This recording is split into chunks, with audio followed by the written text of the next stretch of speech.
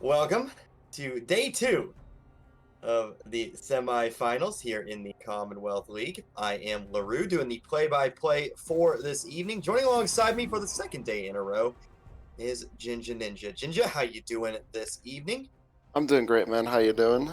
I am doing just fine. So, of course, last night, some spice here in the Commonwealth as Lionheart Esports 0-10 in the regular season take down the #1 seed in 2 straight games, so to speak, in order to claim their spot in the finals. And so tonight, we are going to find out who will join them. Will it be the second seeded mediocre at best, or will it be the fourth seeded Monster Mash? Of course, these two teams, they have met several times throughout the regular season, twice in fact, and they actually split the season series at 1 game apiece. So it's going to be pretty interesting to see who comes out on top of this one. You can't really decide who's going to win on paper. Of course, you do see the rosters are a little jumbly from when they last met each other. Of course, BB just signed with mediocre at best to be an E-sub or a sub for the evening. Killjoy, we didn't see him last time these two teams met. And then on the side of Monster Mash, Grand Paradox, the Whippy, Gam the Gamer, not really players that you've seen a whole lot of, but we did see in the case of Whippy and Grand Paradox and even Panzora the Great, we saw them last week in their quarterfinal matchup against Nocturnal Dragons. So it's going to be an interesting one. You got kind of jumbled rosters here, and so it might be a little bit random as to who really has the edge in this one. But you see the first picks in bans coming out. Bans-wise, it's going to be the Yasuo, Aatrox, and Vladimir taken away from Monster Mash. It's going to be the Yorick, Mundo, and Kaisa taken away from mediocre at best. So you're going to see the top laner here. I have no equal. He's going to take the Camille. He has played this year. He went 10-2 on it. And in general, I have no equal is just very, very good at being an annoying little split pusher.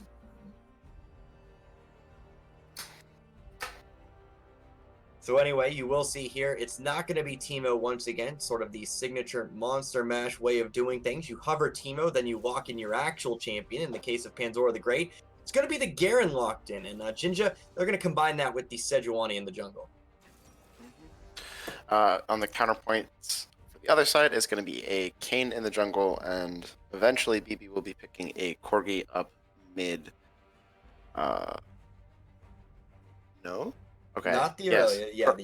Pro draft says Corgi, so we're expecting. Yeah, you got all right, and so it will be a Cho'Gath mid. That was the one basically.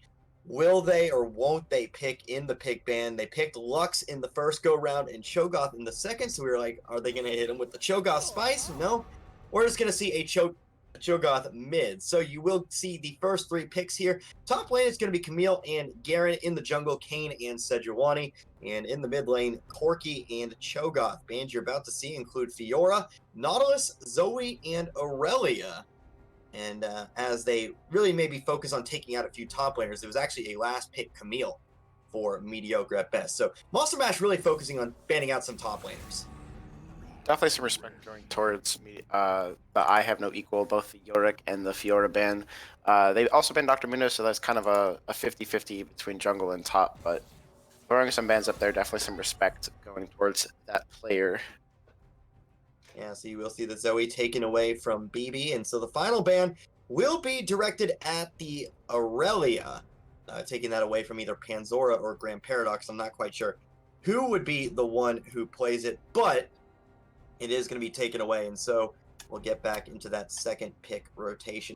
But you're the Kane player, Jinja, and as you see, it is going to be Kane and Sejuani. And I know actually this is going to be a weird segue. I know you said you didn't really like how much engage mediocre at best had. You thought they were kind of lacking in that department.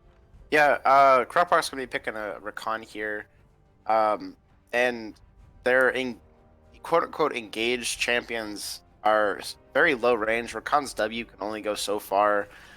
Camille's E isn't the greatest engage tool as a solo kind of champion. And Kane, if he goes red form, the W is so low range that it doesn't really count as engage. It's not going to get to the backline. So for them to succeed, they're definitely going to be needing to fight over vision control in the jungle and look for flanks in these fights. They can't do a standard front to back. And on the other side, Monster Mesh definitely drafted a pretty standard front to back kind of. We have 3 tanks, depending on how Cho'Gath wants to build, maybe 2.5.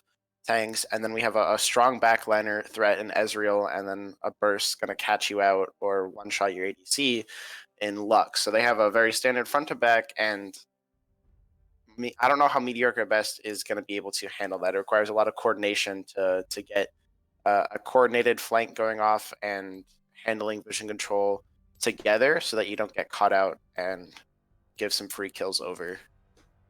Yeah, so as we see the loadout countdown hit 0 and the spectator delay begin, just want to remind you that the finals will actually be next week. It will be once again Lionheart Esports. They will advance to the finals after defeating RAR, after RAR decided to just not show up, the Dastards, and also defeating #1 seed SPK Reapers. So Lionheart, a little bit of a fairy tale run through these playoffs, undefeated thus far in the playoffs after, not winning a single game in the regular season, but one of these two teams will rise up to meet their challenge. Of course, Mediocre at Best, the #2 seed, also first place for a long time during the regular season before eventually dropping it to the Reapers. And Monster Mash, of course, who started out 0-4 or 0-5 before eventually kind of turning things around, getting near that 500 mark, and sneaking in as that 4 seed. So taking a look at the comps overall, Jinja, you see the Camille, Kang, Corki, Caitlyn, and Rakan, the Garen, Sejuani, Cho'Gath, Ezreal, and Lux. Who do you think has the advantage, and where do you see this one going? Um, in the early game, I don't think either team wants to be fighting. Corki is a champion that wants to farm up. Camille wants to get the Sheen before she really does much. Uh, Kane is probably the only champion that wants to like skirmish early, try to get some of that juice going. And but even then, it's Kane isn't a real champion until he transforms. So it's kind of you want to pick your fights very selectively before going in. And then the bot lanes of Caitlyn, Rakan versus Ezreal Lux. I think the range on Ezreal Lux is just gonna keep him safe from the engage of Rakan, and the range of Caitlyn is gonna uh, work against the poke coming out from Ezreal Lux, maybe just leveling it out to an equal playing field down there. And then for the other side of Monster Mash, the Garen, Sejuani, Cho'Gath, Sejuani can go from some early ganks here. Has good ganks on Camille. Her E running away doesn't have extended range as it does going in, so her escape is not the greatest, especially paired with a Garen in that silence. So she has good kill pressure there. And on the Kayn, if she wants to take either Garen or Cho'Gath with her, can go and invade the Kayn and try to get some kills there while Kayn is in his weaker form. So I think Islamic Samurai is going to be the controller, the mover of the early game for the side of Monster Mash, and for the side of Meteor Best, I think they just want to minimize anything happening in the early game and just get up to that 1 and 2 item and fight over objectives. All right, and so several things to think about here as we get into game. But of course, you watching at home, you can participate in the action. You can send us a tweet on Twitter. Don't know who you're going to tweet, but you can send either hashtag MABwin or hashtag MOMwin. You can even shoot me a DM if you want. I got Discord open. You can do whatever you feel like to participate in the action. But that spectator delay finally going to hit 0. We are going to get into game here. Who's going to advance to the finals? Is it Monster Mash? Or is it going to be mediocre at best? So Azir said in chat something pretty interesting. Didn't show up. Okay. He mentioned that Corgi has good wave control against the Cho'Gath, which is very true. Cho'Gath's wave player isn't good until he gets items, until he can be one-shotting the waves. But what he specifically mentioned was Klepto. If he's going to take Klepto, he didn't end up taking it, but it would have been a interesting rune to take in the matchup, the melee versus range. Cho'Gath is a champion with his passive that can take a lot of harass, but if he's just giving up free money for it, it's quite often not worth it. So it would have been interesting to see if BB took the Klepto, did not, went for the fleet footwork instead, very standard Corgi rune. All right, and so as we take a look at runes, some interesting choices here. You see, Gam the Gamer, he's going to go for the Dark Harvest on the Lux, and of course the Cho'Gath in the mid lane. That's going to be a Glacial Cho'Gath. So do you think we might see the GLP? We might Oh, see yeah. maybe even the Twin Shadows. I'm not sure, but looks like he's going to try to maybe put some slows upon the team of mediocre at best. But it should be, once again, can't stop saying it, an exciting matchup here. as these two teams split the season series 1 game apiece. Now, given with some different players, but these two teams have been very close throughout most of the year, despite really what the records say. It was very kind of a balanced mid-table throughout much of the year, with only really SPK Reapers controlling the year. But of course, as we mentioned, they are out. So really, at this stage of the game, with the 3 teams you have remaining, Jinja, it's really anyone's ballgame. This is definitely much of a closer battlefield than it was yesterday. Yesterday was like the David and Goliath story. Ended up David won. Yeah, the David and Goliath story in which David had a gun. Yeah, David gets a Glock, but this one's definitely a much closer game. We've seen them come together, and some roster changes spice up how the games are going to be played, but it's definitely a more like an unexpected outcome. Nobody knows exactly what to predict. So we're going to roll here with a pretty mild start. Both teams going to fan out, take their 5-point positions here. So we'll go ahead and just wait for minions to spawn as we wait and see really where Moose wants to start, where Islamic Samurai wants to start, and really kind of watch the pathing of these two junglers, because, you know, jungle so impactful here in the early game, as you see, trying to sneak the Q around the corner, not going to connect with it, but at least, you know, it's a good effort. It doesn't take a whole lot of mana to do it. So about a few seconds away from minions spawning in this one, as it does look like Cho'Gath is going to start heading towards, well, actually, Sejuani. Holy cow, I don't know why I thought Cho'Gath was the jungler, but Sejuani, she's going to go ahead and try to solo that red buff herself. Meanwhile, it's going to be a Raptors start for the Kane. So definitely some non-traditional pathing here, but you are going to see some level 1 trades in the river. You see Panzor the Great, he's going to start the E and that AD shield, keeping Camille relatively safe. Doesn't get a whole lot of damage down, but just getting a little bit of damage before the minions crash and everybody starts farming. So once again, you do see Cho'Gath and Corki in the mid lane. As look at the slows that can come out. That's why you take Glacial right there. One auto attack, and you really get another one, because you do put the slow onto Corki. And while Cho'Gath isn't the fastest attacker in the West, it's definitely enough time to plant that second auto, and that's going to be even more powerful once you take those spikes. So, just to comment on the starting from I'm Just a Moose, very standard on Kane to do Raptors as his first camp, since his Q more than half shots the mini Raptors, and he takes Hunter's Talisman. He kills the whole camp in 2 Qs and a couple auto attacks. The interesting play on Kane is to go for your enemy's Raptors, especially if you're on blue side, as they are, since generally the jungler goes for the bot side to get the heavier leash. So Islamic Samurai, I don't know if he was consciously thinking about it or just wanted to start on that side of the map.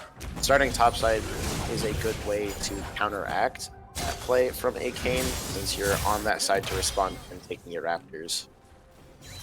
All right, so we'll see where Kane heads towards next. Looks like he's going to head towards that top lane Skull Crab here. As you see, once again, I have no equal in Panzora the Great continuing to trade up there. Another interesting note about this game is you see the root coming down onto the Caitlyn, but a knock up onto the Lux, and that's actually going to force the heal out of the Whippy.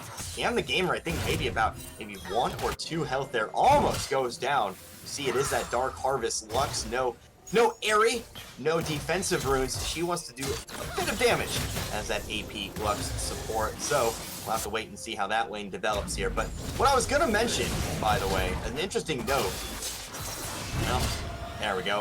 Everybody stops fighting for just a moment. But what I did want to mention, both these teams have a player on their roster who actually appeared for the other team during the regular season. Of course, you see Panzor the Great. He's up in the top lane for Monster Mash. He actually started the year out as the jungler for Mediocre at Best. So not a lot of people remember the early season, but he was playing for Mediocre at Best at the time. And then you take a look at Mediocre at Best, well, Crockpot, the support. He actually started the year as Monster Mash's support. He was on that lineup that really had a lot of trouble to begin the year, but now, of course, finding a little bit more success with Mediocre at Best. So still waiting for our first kill in this one, as once again, Garen and Camille continue to just trade blows back there. It looks like once again, the trade just going to be even up there. Is really neither side able to get an advantage. You do see it is going to be Sejuani jumping into the jungle of I'm Just a Moose, as planning a lot of coverage down there. You see in the jungle some excellent ward coverage here early. Yeah, smart invade by Islamic Samurai. I don't know if he knows Kane players, but going for the Raptors since it's the first Kane he took, it's the first one to respawn, so paying attention to timers gets to steal it away from him, taking a bunch of XP and gold. If we want to look at CS values, the Camille is already 15 CS up compared to the Penzora the Great on Garen. We'll see how that lane continues. I don't know if Penzora the Great is foregoing CS in terms of trading, but the battle of attrition is definitely in the side of Garen being the manaless champion and having the passive regen. So if he's going for the heavy trading, he might be sacrificing CS up there. We do see Camille has taken her first back. She's going to come back with a couple of long swords and a rejuvenation bead. So she will have at least a little bit more AD until Panzora decides to go back. Not going to use the TP there with the wave pushing towards the Garen. So nothing to hurry back for. As the wave will start to push in the Camille's direction here. You do see ultimate starting to come out. Both mid laners going to hit 6. Actually, Panzora, he will be level 6. So if continue to win the trades despite, or even go even in trades despite the advantage, you remember, you have that true damage execute on your ultimate to really kind of maybe spice up those skirmishes up top side. But still relatively bloodless here, as you see Grand Paradox. He's going to be manaless on the Cho'Gath for the moment, as all he can really do is auto attack. He's going to take a little bit of damage, including a tower shot on the way out, and I think we're just going to see him retreat. He has his teleport, so he'll be able to get back to lane rather quickly. Might be getting greedy for this cannon wave. He's got 2 potions, so we'll see if he wants to stay. Oh, looking like he's going to attack. But he's the man though. Certainly probably can let the wave crash under his tower and see if he can't just stay alive. No, he's going to go ahead and just back off here, as I'm certain we'll see him TP back to try to save some of that wave. He will. So that is going to be 1 TP down for the Cho'Gath. BB going to back off. I think we're going to see him back and TP into lane. But for now, everybody taking their first backs, picking up their first items. You see Garen, he has back, saving his TP, and picking up the Phage, is what I meant to say. I don't know what I said earlier, but either way, he does have the Phage. He does have that second item. He will head back to lane, hopefully, and maybe think about trying to put some pressure on this Camille. We see BB not teleporting to lane. I think that's because the cannon wave is the current wave, and his passive is coming up soon, so he might be looking to recall, grab the package, and look for a TP play somewhere else. See if that comes up, if it's relevant or not in the next couple of minutes. So look at the CS advantages across the board. Everything pretty darn even. You see really only about 3 or 4 CS across the board, but it is Camille out in front of Garen. That should change in just a moment, as you see Garen farming some minions next to his tower. Cho'Gath out in front of the Corki actually, and Ezreal just a little bit behind the Caitlyn, as once again the Ezreal and Lux are actually currently pushing more towards the tower of mediocre at best. You see we've got a Camille on the run here. Actually, clever if I have no equal to run through the towers, as you saw they were maybe setting something up there with the blast plant, waiting for him over the wall, but he is spotted out by the Scuttle Crab, and so he's just going to run through the towers, head into the blue side jungle of Monster Mash, and go ahead and back off.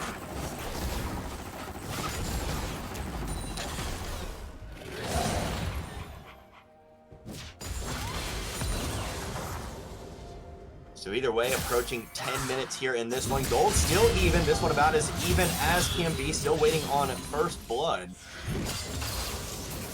As once again, Garen and Camille just continue to trade blows. That trade briefly won by the Camille, and I'm gonna have to be right back for a moment.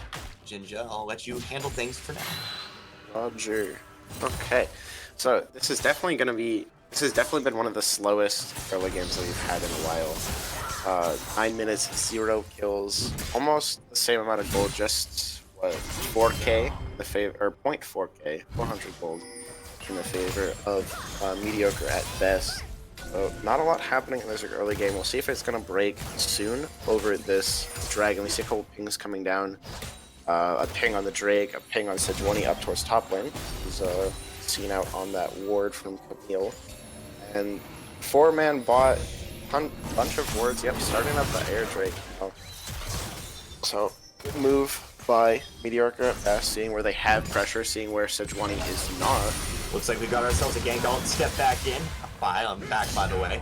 As the ultimate is going to go on down. They're not going to get anything for it. And back on the bottom side of the map, you see Mediocre at best actually going to just sneak the dragon underneath the nose of Monster Mash. There's your first objective taken in this one, even if we don't have a kill, as it is going to be the Cloud Drake for Mediocre at best. Very smart by the side of Mediocre at best to notice where the pressure is and where they have control over the map. Take a free objective when they can. Ocean Drake coming up in 4.5 minutes, so still not a priority Drake, not something that's going to force Monster Mash to fight over, but definitely something that they should be interested in seeing.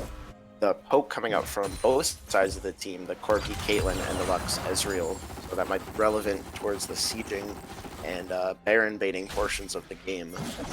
Looks like we're going to have a Rift Herald spotted out here as Sejuani is just going to go ahead and dash over the wall. You do see that Rift Herald is only at 4k health. Mediocre Best is going to take this one over. Thanks for the leash, as the Ezreal ultimate is not going to be enough there. As you see Kane, he's going to pick up the Rift Herald, and so another objective taken for Mediocre at best, as you really just fight over too much vision, and they spot you out, and then they just take over. You see Grand Paradox taking quite a bit of damage as 4 members of Mediocre Best going to show up in the mid lane.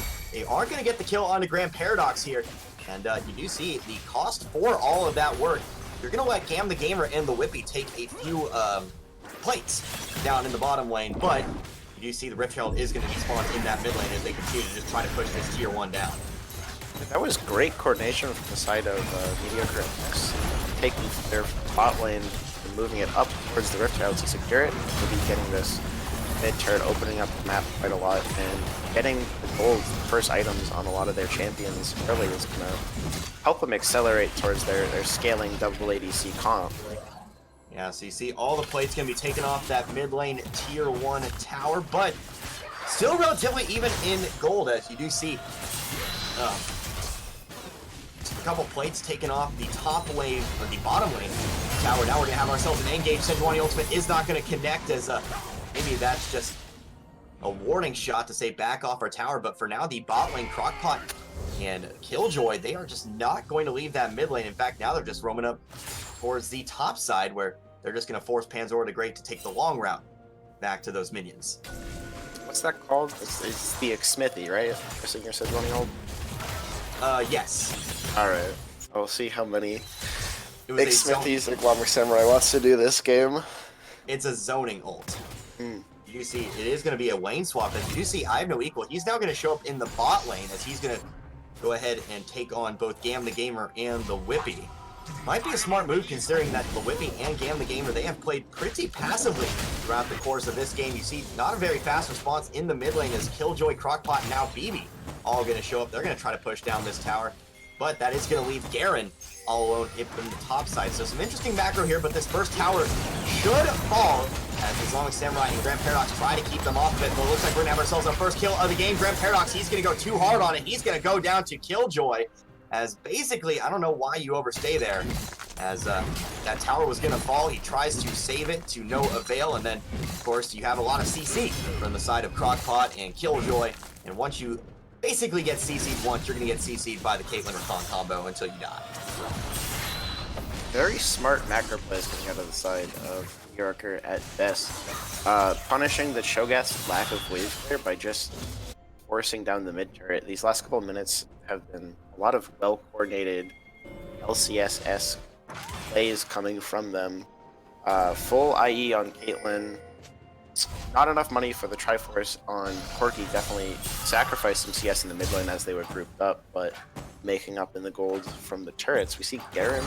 Yeah, Garen just waiting for a long time here, as I think he's Sejuani's moving in. Sejuani to show up, but they don't know that the Sejuani is going to be spawned out. You got to go now if you're going to go. There's the Valkyrie out of the way, but he is going to be caught out, still taking some damage down. There is the ultimate and the execute, but on the bottom side, you do have some more fighting. As Gam the Gamer, he's going to go down. I have no equal, picks up his first kill of the game. A kill for a kill, but it looks like it may not be done just yet, as now Grand Paradox is going to show down in the bottom lane, but I don't think that's the smartest place to be. He's going to be backed up. He's going to be stunned down. He's going to be taken down to about 50% 50% health. The silence isn't going to do a whole lot. Looks like he's going to go down again. Not the right place to be, as you have 3 members of mediocre at best ready to cut you off. You don't have your flash, and you have a long way to run if you really just try to escape there.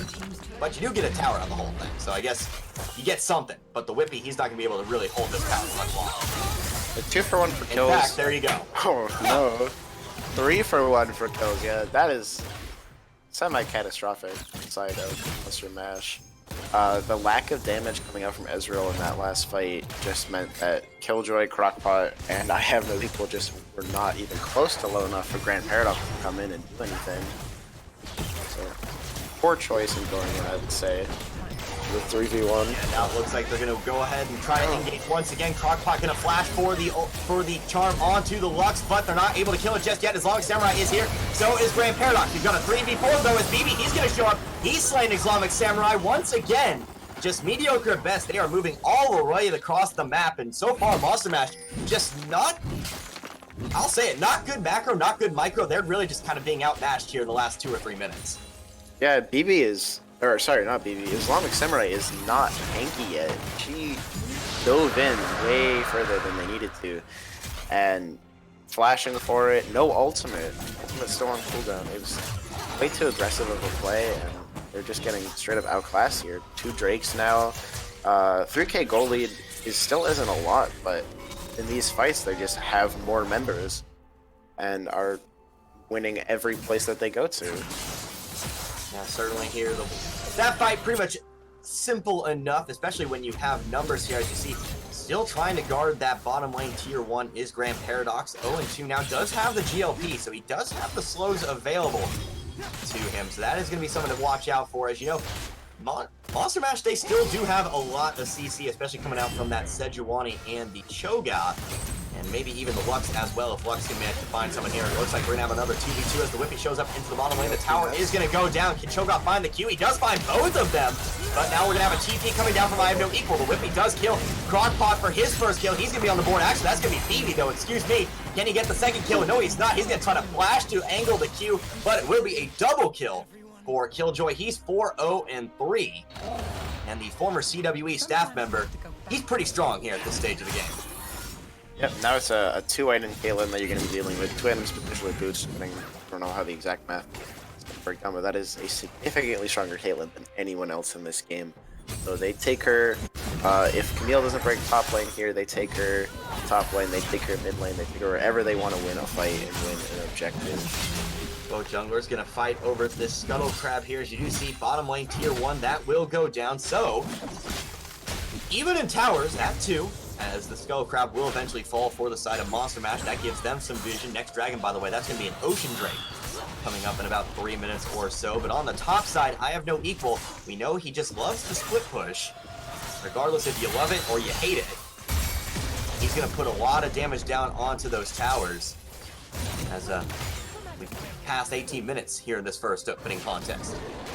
Interesting buy from Killjoy, going for the Seal, Berserker Greaves, and the Crit Cloak. Sitting at...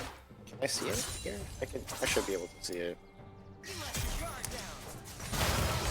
70% crit right now. 18 minutes, 70% crit. Those headshots are going to be dealing massive damage in these upcoming fights. Oh, here comes an engage here as you do have 4 members of Monster Mash. This could be a good fight for the side, for the 4 seed. That's a double kill for the obviously AD Garen, and depending on his build or looking at his build, I think that's probably the character you want to get those kills. Yep. A Zeal for the Garen.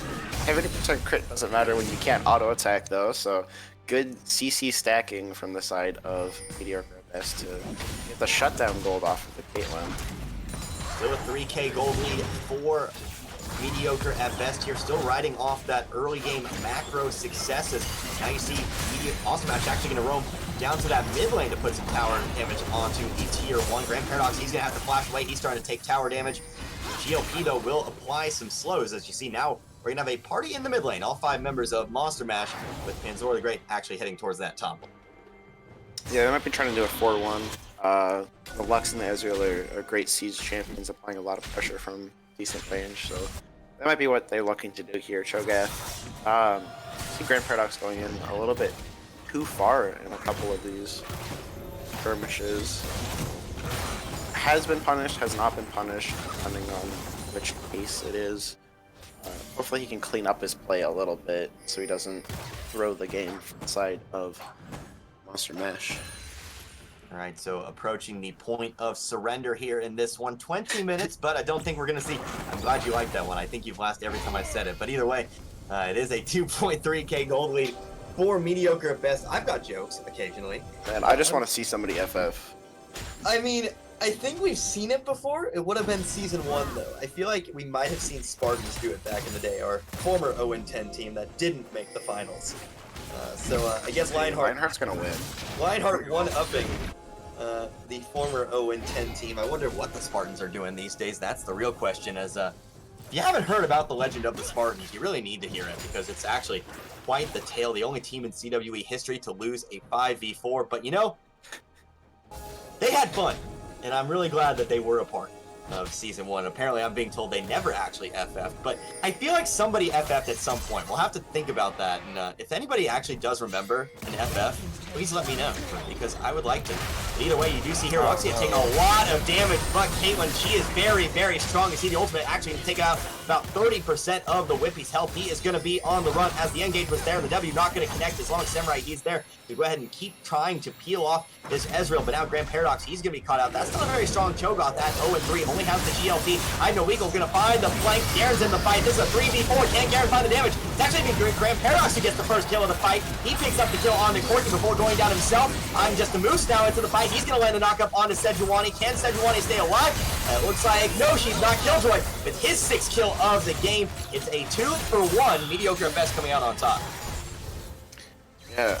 Him, the gamer, got 3 shot, just 3 auto attacks from Killjoy coming out. One of them was a headshot, so a little bit of extra damage coming out. But just taken straight out of the fight. Free turret for Caitlyn. Second turret mid lane as a punish, and they went for a 3v5 jungle fight against a Neil and a Kane, and that is not the fight you want to take. That is a straight up mistake. Ocean Drake. Excuse me, Ocean Drake has spawned here, so it looks like you may have a fight in the river coming up as MABvsMOM really doesn't want to give up that 3rd dragon. Dragon going to be taken low. It's going to be stolen away by the Whippy. Now, can you get away from it, or are you going to give up some kills in the aftermath? No, Panzor the Great, he's going to be on a rampage. Still no kills yet for mediocre at best. MABvsMOM going to pull up the heist, it looks like. No, here comes a Caitlyn ult. Not going to do a whole lot. Grand Paradox going to come in up from the backside. We may not be done here just yet. And Paradox, he's going to go ahead and give chase. So will the other members of MABvsMOM. Can you find some slows? Can you find some damage? So far, not just yet. Cho'Gath going to go ahead and step on a Caitlyn trap. A lot of damages. That is a relatively tanky Cho'Gath with the Glacial Shroud and the Ninja Tabbies. And Ezreal going to fly by, still doesn't find any kills. And so all in all, you claim the dragon, a kill, and now a tower for MABvsMOM. Yeah, potentially a bit of overstay from mediocre at best. Ping the smite on the Kane, yada yada, but 1 kill, a turret, and a decently important Drake coming through with the poke damage, like I mentioned earlier on the Perky and Caitlyn. Good swing in the side of MABvsMOM. Now they're only behind 3.5k gold, you know, still maintaining the status quo in terms of their gold deficit, but game's not out, evidently. They can still win fights. Yeah, so it looks like things gonna slow down a bit here at 24 minutes. Still a 3.5k gold lead, as you said, but items starting to be completed. You see Ezreal, he's gonna go for the more defensive build with the Iceborne Gauntlet. No Trinity Force for him, because that Trinity Force is actually in the hands of the Garen. 4-0-1 on the Garen, both CS in the game. That's a very big justice bringer. As if he can get into the middle of the fight, as we've seen a couple of times, he can do a whole lot of damage very quickly. You see, I'm just a Moose. He's going to go red form Kane. This one, that's going to give him a little bit of tankiest without sacrificing any damage, because Kane is bullshit. But either way, it is going to be a tanky Kane, as looks like he's going to go for that Black Cleaver second item. And we see a decently smart itemization coming out from Killjoy. Looks like they may have got a fight here, as there is the missed engage from Islamic Samurai. Not going to find anyone with the dash in, but they're going to go ahead and give chase to Panzora the Great instead. It's kind of mediocre best. Can't decide which way to go at the moment. Lux, finding is going to find 2. She's going to be knocked up, but still nobody dead here. But now here's the engage onto Islamic Samurai. He's going to step onto a trap. Garen still on the other side of mediocre at best. Is all of that fighting for nothing. I wouldn't say nothing. Now they have absolute vision control over the red side, so they can move towards the Baron baiting portion of the game. But definitely no kills coming out was a little surprising. A lot of misdirection, kind of I'm over here, I'm not, coming out of Monster Mash.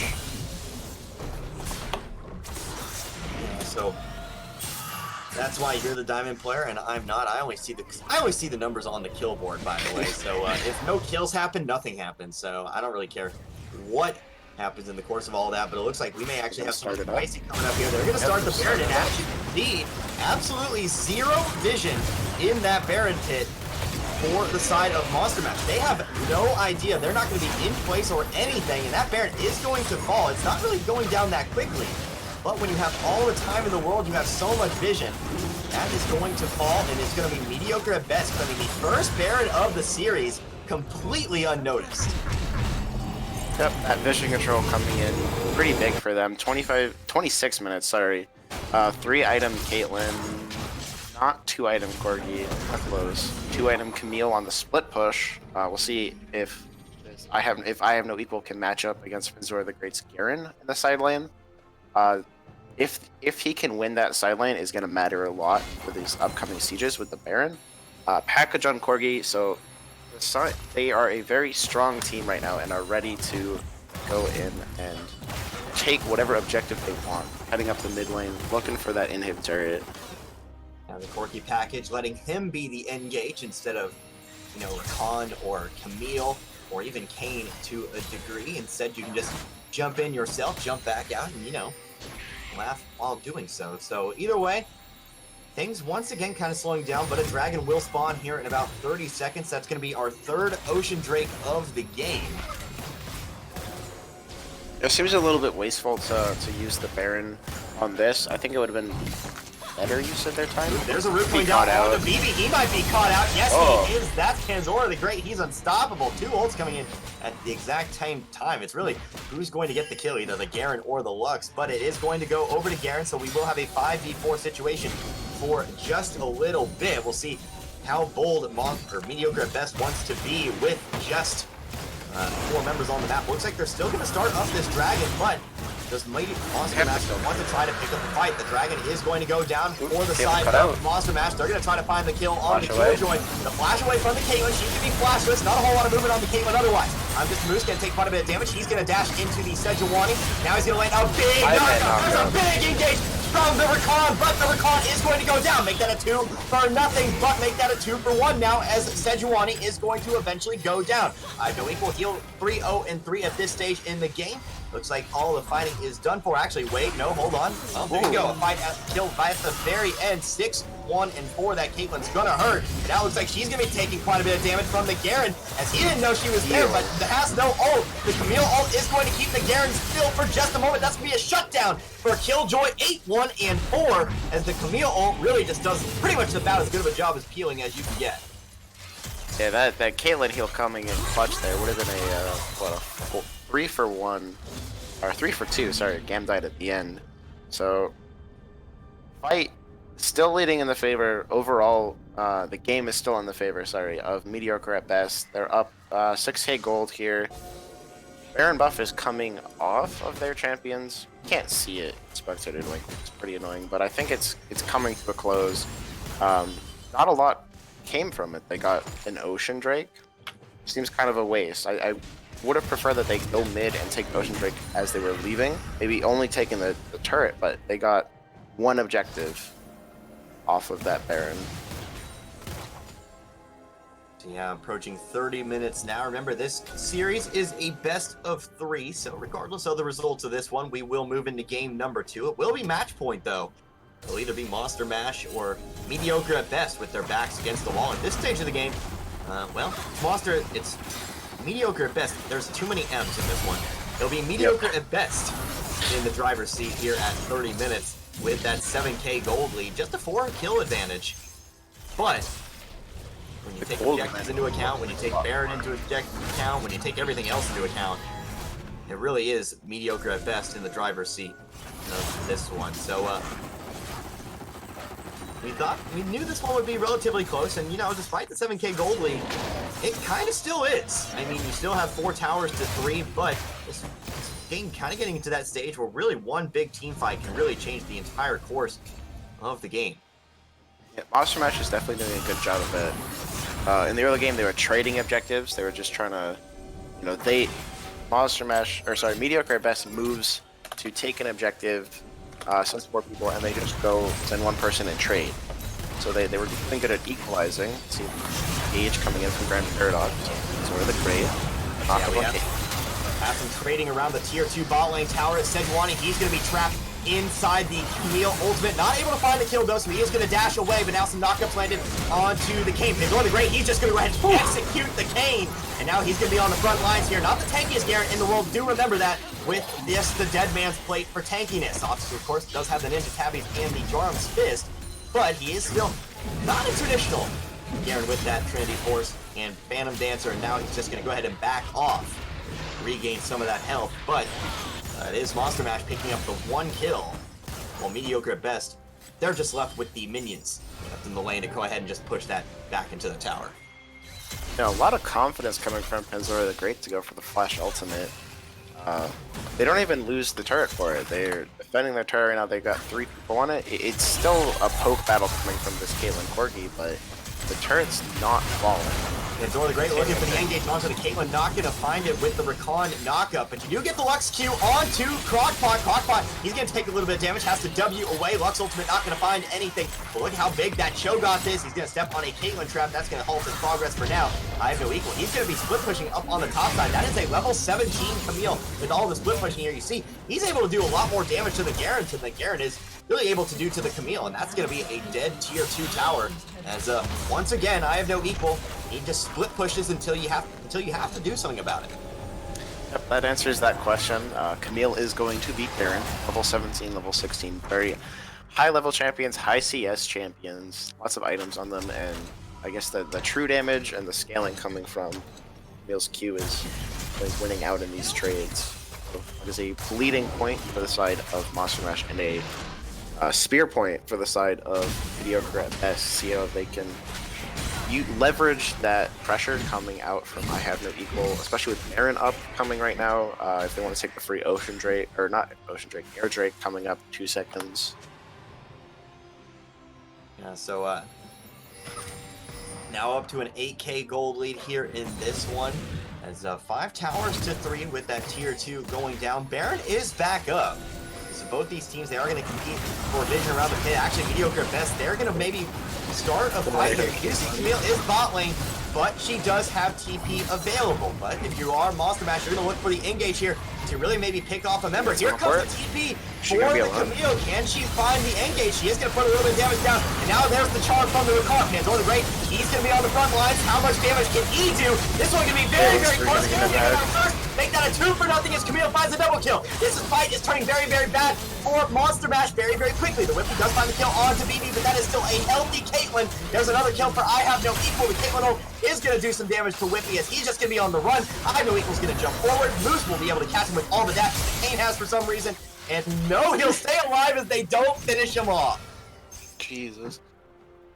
They didn't get on Caitlyn. That's a 4-item Caitlyn sitting in the backline, just auto-attacking down your Cho'Gath, your Sejuani, and your Garen. She is shredding through them. She has 50% crit, the Last Whisper, and the Bloodthirster to go through any minimal damage that's coming at her. That might be game. It's a 4 for 1. They're going to take the inhibitor, and now I have no equal. He's going to go ahead and head up towards that top lane inhibitor tower as that thing's going to fall relatively quickly with the true damage and all of that. But now Islamic Samurai and Grand Paradox, they're going to go ahead and show up to stop the push for now. But now you got super minions to worry about in that mid lane. Yeah, this might be coming to a testament of the lack of damage coming out of MABvsMOM. Their Cho'Gath only has 1 damage item building towards another AP item. The Garen damage, 2 items, 2 damage items essentially.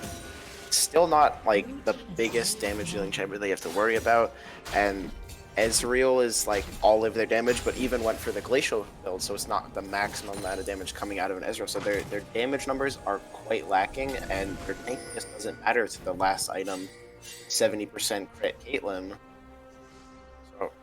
So Maybe got an engage there. They're going to go ahead and engage onto the Camille. Lux Ultimate is going to do quite a bit of damage. That's going to be Crockpot taken low. He's going to be very, very low. Now Grand Paradox, he's going to find the kill onto the Recon, so the Death Rush works. As you see, Grand Paradox, he's going to take some damage on the way out, but you do take out the primary engage tool of Mediocre at best. They're going to start up this Baron, but you see Kane, Corki, and Caitlyn, they are all in the area, and I have no equal. He's just going to take off for that mid lane. If you stay too long, you're really going to risk that Camille being able to do a lot. You do see I'm Just Moose going to take quite a bit of damage, going to jump in for the lifesteal, but he's going to be shut down by Gam the Gamer. Can Killjoy stay alive so far? Still relatively healthy. He's going to pick up a kill. Now there's 2 kills for Mediocre Best. Panzor the Great, he's not going to be able to do enough with the ultimate. Make that a 4 for 2.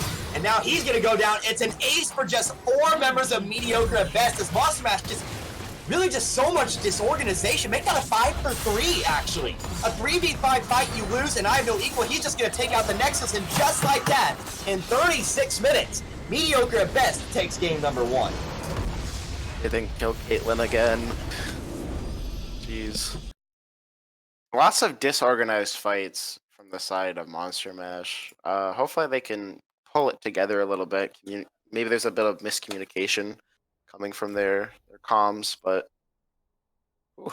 good win from the side of Mediocre at Best. Their team comp, I was a little worried about their lack of engage, but Crockpot on the Recon made it work.